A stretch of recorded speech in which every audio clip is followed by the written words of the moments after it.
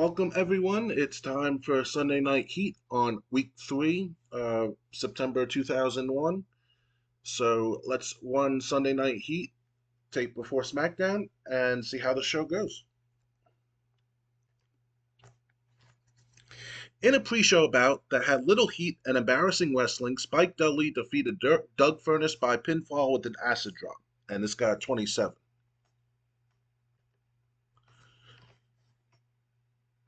In a pre-show bout that didn't have much heat and embarrassing wrestling, Chaz Warrington defeated Al Jackson by pinfall with the mosh pit, and this got 31.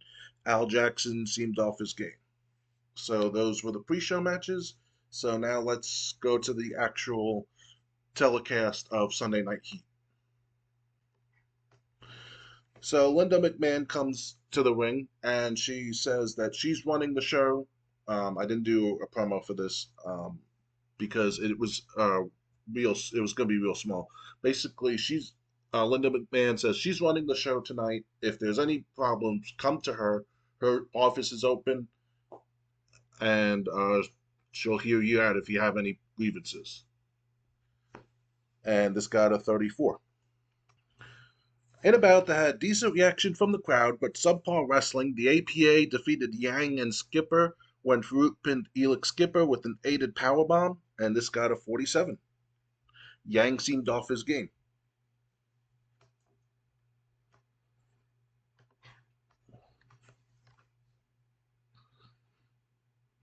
So Paul Heyman's ECW theme hits, and he storms to the ring, but he's not alone. He's got Rob Van Dam and Tommy Dreamer accompanying him, and the crowd chants ECW as he paces with wild eyes.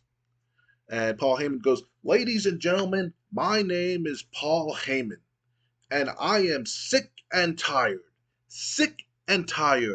of being the forgotten man in the so-called war between WWF and WCW." The crowd cheers for that. Paul Heyman goes, "You've got Vince McMahon strutting around like he owns the world. You got Shane McMahon playing daddy's little WCW puppet. And where's ECW? Where's the company that we define the industry, huh?" And Heyman he looks at the camera, wagging his finger at the camera. And Heyman goes, "For months, I've watched this invasion turn into a WWF versus WCW pissing contest, while ECW, the hardcore heart of professional wrestling, gets shoved to the sidelines. Well, no more. I'm throwing down the gauntlet right now. I want ECW in this interpromotional challenge. You want to fight for bragging rights? You want to name the October pay-per-view? Then let's make it a three-way dance, baby. WWF versus WCW versus ECW. Winner takes all." And he smirks, pacing faster, and the crowd is behind Paul Heyman. And Paul goes, "See, Vince, Shane, you think your little corporate war, the main event? ECW's the damn wild card. You've got The Rock. You've got Booker T. Big deal. I've got Rob Van Dam. The whole freaking show. I've got Tommy Dreamer, who's bled for this business, while you two ship champagne in your private jets. ECW just doesn't compete. We dominate. We innovate. We annihilate. And when we win that October pay-per-view, it's going to be called ECW Anarchy Rules, because that's what the people deserve." So Heyman stops pacing, and he's pointing at the ECW faithful in the crowds. And Paul Heyman goes, "So here's the deal. Unforgiven's coming, and I'm demanding a shot. Put your best against my best, and let's see who's left standing. WWF? WCW? They're just suits playing dress-up.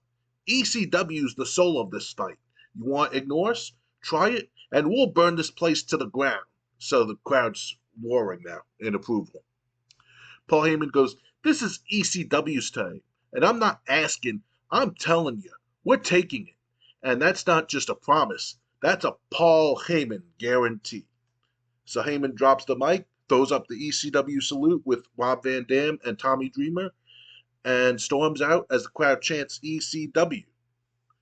So Paul Heyman wants in on this this interpromotional challenge at Unforgiven, and this got a 48. Hugh Morris's music hits, remixed version of his WCW theme, and he marches to the ring with a mic in hand. The crowd gives a mixed reaction, some boos from WWF loyalists, some cheers from WCW nostalgia fans. He stands in the ring, stern and focused, and Hugh Morris goes, "Cut the music! Cut it! Tonight ain't about laughing. Tonight's about proving a point. Chris Benoit's gone. Good riddance to the WWF sellout, and now it's time for WCW to step up. For too long, we've been overshadowed by Vince's Golden Boys and ECW's little freak show. But I'm here to tell you, WCW built this business on power, on grit, on real wrestling.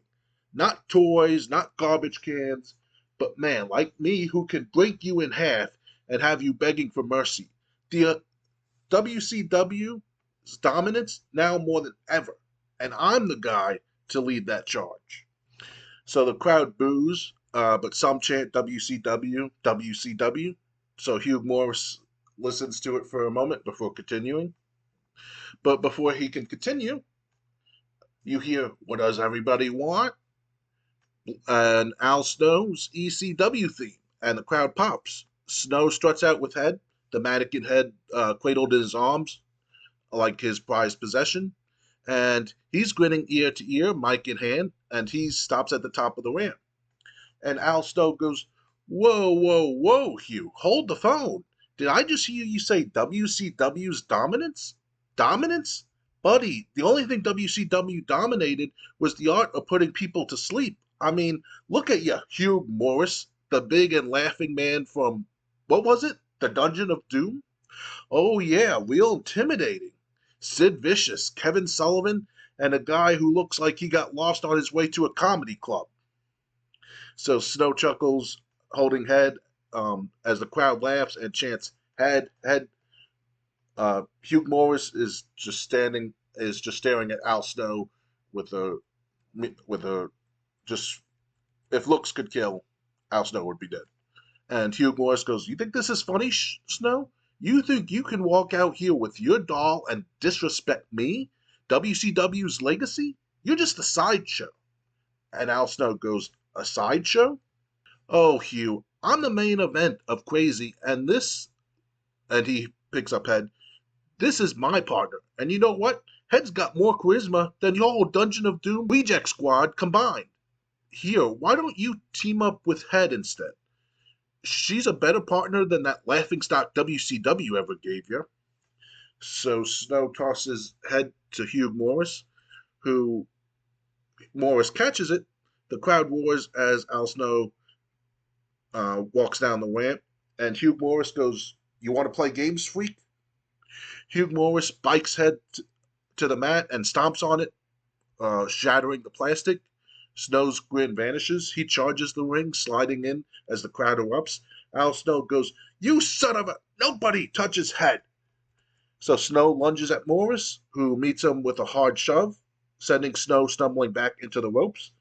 The two circle each other, fist up, but before punches fly, referees Mike Yoder, Chad Patton, Jack Doan, Nick Patrick rush from backstage and swarm the ring. The referees wedge between Al Snow and Hugh Morris, pulling them apart, and Snow yells, "I'll rip your mustache off," while Hugh Morris is going, "Come get some, you psycho." The crowd chants, "Let them fight, let them fight," as referees continue to pull Al Snow and Hugh Morris apart, and this got a 33. A little backstory. Chris Benoit did get suspended. I think I covered that on the previous video. So just like Chris Benoit and Buff Bagwell getting suspended, just to throw that in there, I wasn't going to try to keep this on the Chris Benoit Hugh Morris story on hold for 4 weeks until Chris Benoit came back. That would have been a waste. So I found Hugh Morris an opponent. Al Snow was doing nothing. He's doing nothing for WWF. So I figured add him to ECW since he does have a past there, and let him represent ECW against Hugh Morris. In a bout that didn't have much heat and terrible wrestling, Scotty 2 Hotty defeated Easy Money by pinfall with the jumping bulldog, and this got a 41. After the match, Scotty 2 Hotty is celebrating. Mike Awesome runs in and attacks, beating Scotty down. And this got a 34. In a decent match, Steve Blackman defeats Lance Storm by submission with a guillotine choke. This got a 51. And Steve Blackman is celebrating. Rhino runs in and attacks Steve Blackman, and the show goes off with Rhino raising his arms in the air after leaving Steve Blackman down. This only got a 23, but the Scotty 2 Hotty and this one are just starting, so that's why there's not much hype for these two storylines. So what was the final grade for Sunday Night Heat? It got a 48.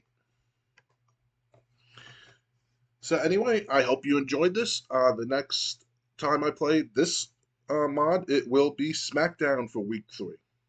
And Unforgiven is on week 4. Let's go to the notepad. There was only there were 2 incidents, but they both had the same situation and the same outcome. Randy Orton got a slap on the wrist for smoking backstage. Nothing noteworthy happened from it. Deborah got a slap on the wrist for smoking backstage, and nothing happened from it either. So I hope you enjoyed this. Next time I play this, it'll be SmackDown for week 3 of September in 2001. Until then, good night, everyone.